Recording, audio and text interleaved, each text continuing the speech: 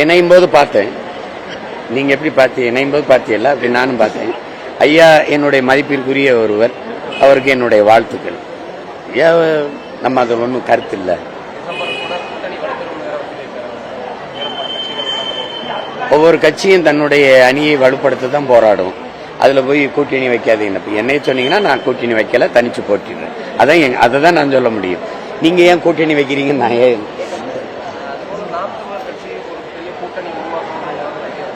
நான் கூட்டணி வச்சிருக்கிறேன்ல 8 கோடி மக்களோடு, மக்களை நம்பி. முதல்ல ஒரு தலைவன் என்பவன் தன் மண்ணையும் மக்களையும் முழுமையா நேசிக்கணும், நம்பணும். நான் முழுமையா நேசிக்கிறேன், நம்புறேன். என்னுடைய வெற்றிங்கிறது எனக்கானதில்லை, என்னுடைய தோல்விங்கிறது என்னுடையது இல்லை.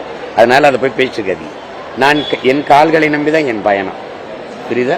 அதனால அதை போய் பேசிட்டு வேண்டியது தேவையில்லை. மற்றவர்கள் முடிவுக்கு நான் கருத்து சொல்ல முடியாது. என் முடிவு கூட்டணி வைக்கல.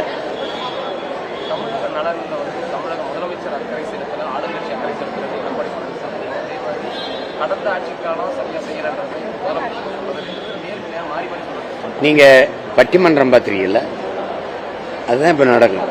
இவங்க ஆட்சியில் இருக்கும்போது இவங்க செய்யலைம்பாங்க, இவங்க ஆட்சியில் இருக்கும்போது இவங்க செய்யலைம்பாங்க. அது எப்படி சொல்றான்னா, நான் ஆட்சியில் இருக்கும்போது நீ என்னை குறை சொல்லி புனிதப்படுத்திக் கொள்வதும், நீ ஆட்சியில் இருக்கும்போது உன்னை குறை சொல்லி நான் புனிதப்படுத்திக் கொள்வதும் இன்று நேற்றல்ல, அரை நூற்றாண்டுகளாக நடக்குது. இதுல ஏமாளிகள் யாரு? நாங்க தான். அதனால அதை பேசிட்டு இருக்க கூடாது. திமுகவை பற்றி அதிமுக சொல்றது அத்தனையும் உண்மை, அதிமுக பத்தி திமுக சொல்றது அத்தனையும் உண்மை. அப்போ மாறி மாறி இவன் சரியில்லைன்னு இவங்க சொல்றாங்க, அவர் சரியில்லை இவங்க சொல்றாங்க. நாங்க 2 பேரும் சரியில்லை ஒழிப்போம்டாங்கிறோம். சரியா?